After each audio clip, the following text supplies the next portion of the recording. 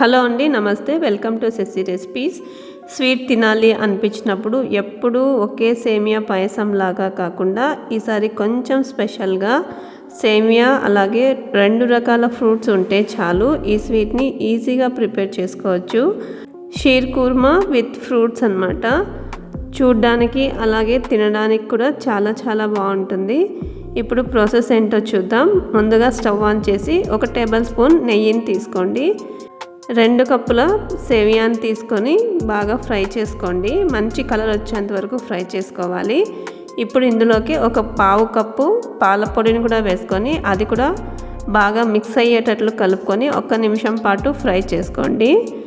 ఇప్పుడు ఇందులోకి 2 గ్లాసుల పాలను వేసుకోండి. కాచి చల్లార్చిన పాలైనా సరే పచ్చి పాలైనా సరే వేసుకోండి.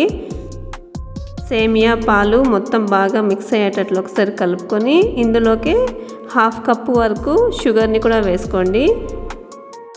ఇప్పుడు ఒకసారి బాగా మిక్స్ చేసుకున్న తర్వాత 1 నిమిషం పాటు అలా ఉడకనివ్వండి. ఇలా ఒక పొంగు వచ్చిన తర్వాత ఇందులోకి ఖర్జూరంని సన్నగా ముక్కలుగా కట్ చేసుకొని ఇందులోకి వేసుకొని అది కూడా బాగా మిక్స్ అయ్యేటట్లు మిక్స్ చేసుకోండి. ఇప్పుడు ఇంకొక 1/2 టేబుల్ స్పూన్ ఇలాచీ పౌడర్ని కూడా వేసుకొని ఇంకొకసారి బాగా మిక్స్ చేసుకొని ఒక 5 నిమిషాల పాటు బాగా ఉడికించుకోండి.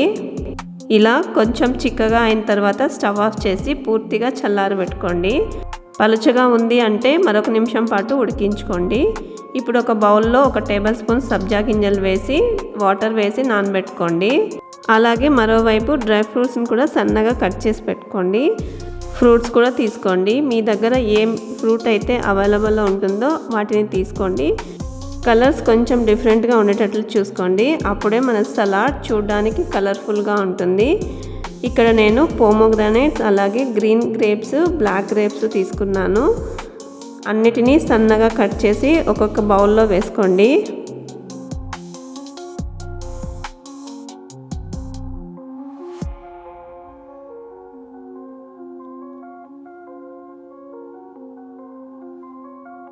అన్నిటినీ ఇలా కట్ చేసి ఒక బౌల్లో వేసుకున్న తర్వాత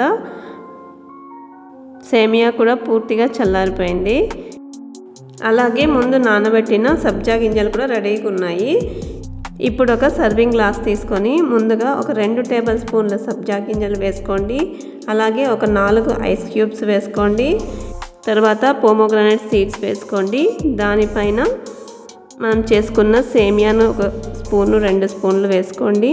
ఆ తర్వాత గ్రీన్ గ్రేప్స్ బ్లాక్ గ్రేప్స్ మళ్ళీ పోమోగ్రానేట్స్ వేసుకోండి.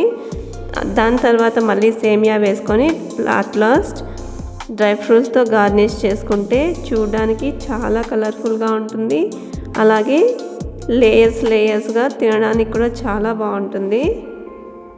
మీరు కూడా తప్పకుండా ట్రై చేయండి. మీ పిల్లలు చాలా ఇష్టంగా తింటారు.